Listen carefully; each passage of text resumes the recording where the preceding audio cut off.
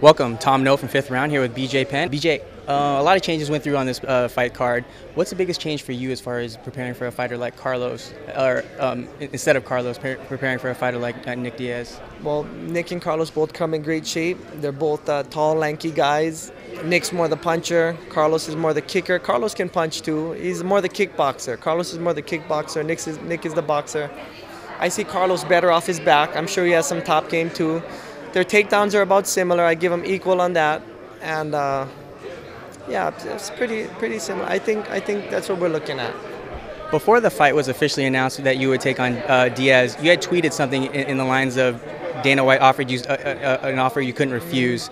Was that fight with Diaz the offer, or was there something else behind it? Did he sweeten the pot for you somehow? Yeah, Dana sweetened the pot for me, and he made it worth my while for sure to take this fight. In what way? He compensated me. Okay. You mentioned compensation before when the Diaz camp was pushing for a 5-round fight instead of a 3-round fight. In your eyes, do you think that's fair for a fighter in the future moving forward to request or get more money because their workload is going to increase about 40% for a 5-rounder? If that fighter's name is BJ Penn, yeah, I'll be asking for it. I don't know about anybody else, but me personally, I'm probably going to ask for that. You and Nick have had a good relationship in the past. That's well documented.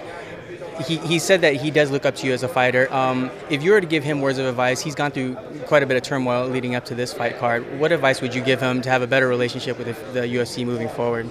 No, I think UFC. I think Nick Diaz is a great character. I love watching him myself. I don't see anything that he's being himself. I can't say that he's being wrong. You know what I mean? He's just doing what he does, and there's nothing wrong with that. I appreciate he's a great character in mixed martial arts. Mixed martial arts is full of different characters. You got Roy Nelson, you got BJ Penn, you got George St. Pierre, you got Nick Diaz, and all that helps grow the sport. And, he's doing nothing wrong as long as he doesn't piss the people off too bad where he gets, gets kicked out of the UFC or anything. But as far as that goes, everything's good.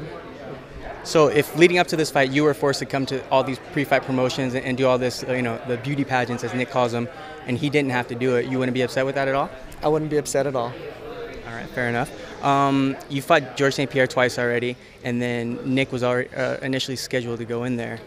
If for some reason that you don't come out on top and he does reign supreme, do you think he should step right in and face Carlos, or jump ahead of Carlos if he should finish you? I think he should. I think he should get, because I kind of feel like Carlos got that shot from default, so I think Nick should actually go right up into it, you know what I mean? And how about you then, if you were to win? Of course, it would make sense, you know what I mean? Yeah, you know what, the whole leapfrog thing, I mean, it would make sense, but it's not something that I care about really, but it does make sense. BJ, you've accomplished quite a bit throughout your career. If you were to look back at your resume and pick out maybe one fight or something that, if I could have won this one, it would have changed the course of my career, which fight would that have been? You know what, I think about that all the time, and I think about that I could have done better on the maybe the Frankie Edgar fights or something and this and that. But I look back like maybe I would have just been rushing to maybe go and fight for the welterweight title again, and maybe I wouldn't have been as prepared. And maybe if you end up dropping 3 to an opponent, you know what I mean? You for sure probably never going to fight that guy again. So everything went perfectly as planned. There are no accidents, and I'm more prepared than I've ever been.